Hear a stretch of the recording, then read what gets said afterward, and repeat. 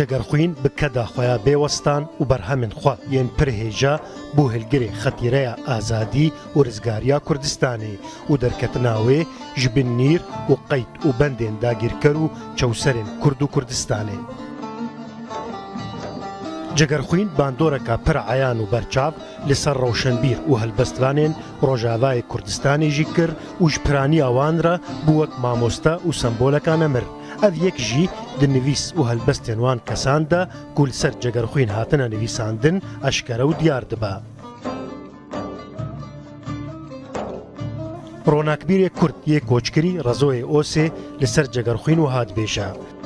Cegerxwîn ne tenê helbestvanekî Kurd e, lê nivîskarekî rengarenga jî. Vî helbestvanî bêtirî 20 pirtûkan li şûnxwe hiştine.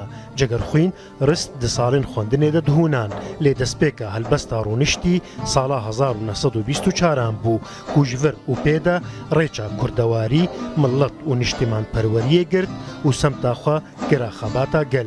Cegerxwîn di civaka xwe de mirovekî aktîv bû, hevpar û hevpişkê gelek çalakiyên civakî, çandî û siyasî bû. Helbestvanê hêja Yûsifê Barazî ango bêbuhar jî Seydayê Cegerxwîn wek semboleka neteweyî û edebî dibîne û di helbesteka xwe de wiha li ser wî dibêje. Hey demguhêrê şehreza yûrî gagarînê me Kurd ew zengila bîkbend tûyî Seyda Cegerxwînê welat. William Shakespeare jî ne wek zanyariyê êrast de Kurdê nezan mabû li paş bêhişt dijî werbê felat. Taxûr çima qalwî bikim taxûr ji bo Kurdan tûyî. Ew Eflaton çi bikim ji wî carkî bi kêrî Kurd nehat. Her wiha nûjen di helbesteka xwe de bi vî awayî behsa Seydayê Cegerxwîn dike û dibêje.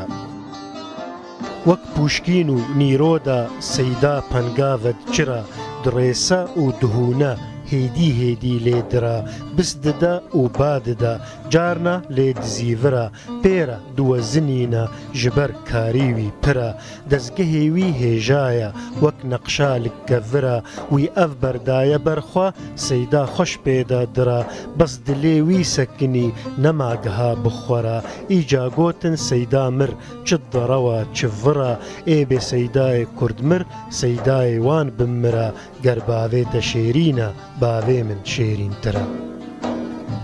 Bessa Mustafa Rûda.